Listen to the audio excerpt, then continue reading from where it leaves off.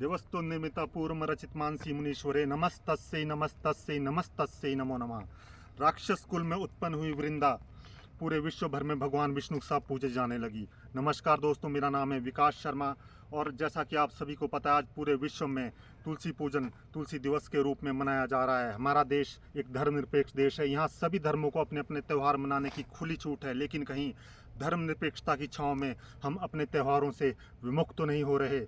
जी हाँ, वृंदा जो कि भगवान विष्णु की प्रिय भक्त थी, जैसे जैसे वृंदा बड़ी हुई उनका विवाह दानवराज जालंधर के साथ होना निश्चित हुआ।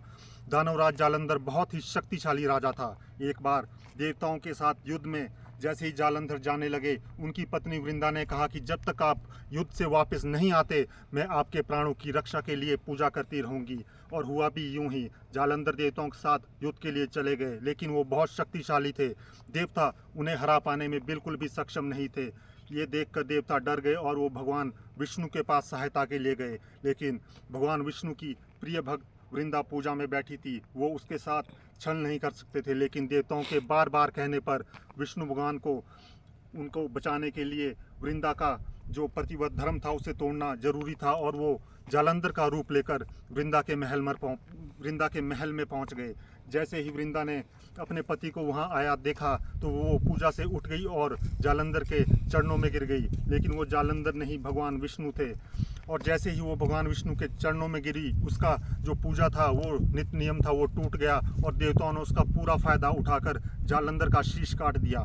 जैसे ही देवताओं ने जालंधर का शीश काटा, वो कटा हुआ शीश आकर वहाँ वृंदा के महल में गिरा और ये देखकर वृंदा कुपित हो उठी। उसे पता लग गया कि उसके साथ छल हुआ है और उसने ऐसा देखकर भगवान विष्णु को, जिनकी वो प्रिय भक्त थी, उन्हें श्राप दे दिया कि आप पत्थर के बन जाएं।